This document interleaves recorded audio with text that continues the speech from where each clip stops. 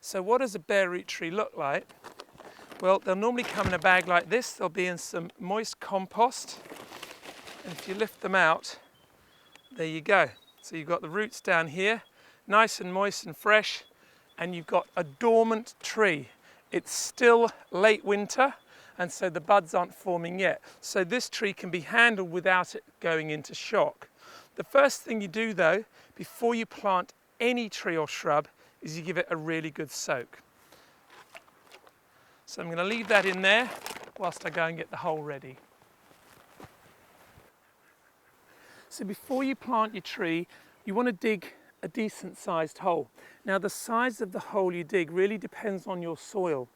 Our soil here, it's okay, but it's not brilliant. So I've gone a little bit wider, which means that there'll be more broken up soil for the tree's roots just as it starts to grow. So it should be able to get established okay. If the ground was really good, you could go a little bit smaller. So the depth of the hole is about a spade's depth, maybe a little bit more. And what I've done is I've mixed up garden soil from the hole itself, about half and half, with some compost. You don't want to make your soil too rich in this hole because the tree's roots will sit there very happily and they won't go out and establish a really good root run, which is what you want so that the plant can draw nutrients and moisture from a wider area. So I've mounded the soil up now. I've already put in my stake that I'm going to use to tie the bare root tree to, because bare root trees, they don't have a root ball as such of soil to anchor them, so they're a little bit spindly. They really need to be well secured. Okay, so our tree here, this has been pre-soaked. I'm just going to give it a once over before I plant it. So what I'm doing is I'm just looking at these roots here, and if any of them have died back a little bit, I'm just going to trim them off.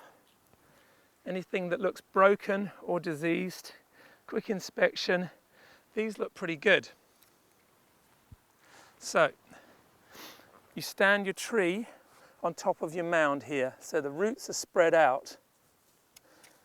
And then the first thing you want to do is bring this tie. Now I've used some Hessian and I'm going to use a staple gun, but you can use normal tree ties from a nursery or a garden centre. Just going to go around here, do a figure of 8, staple it on. And now all I need to do is backfill the soil around the roots before this tree's sorted. So up here I've got a mixture of compost and garden soil. I'm going to put this in, stabilise the tree, and we'll be done. Now as I'm adding the soil, I'm just going to give the tree a little shake like this, and what happens is the soil then really beds in around these roots. You don't get air pockets that will fill with water, and that can actually cause the roots to rot. Okay, so nice and firm. And the other thing that's really worth noting is you've got what's called a union here.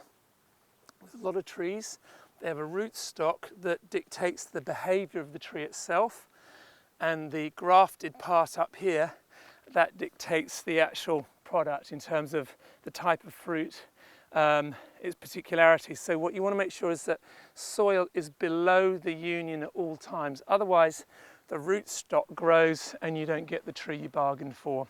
This is now good.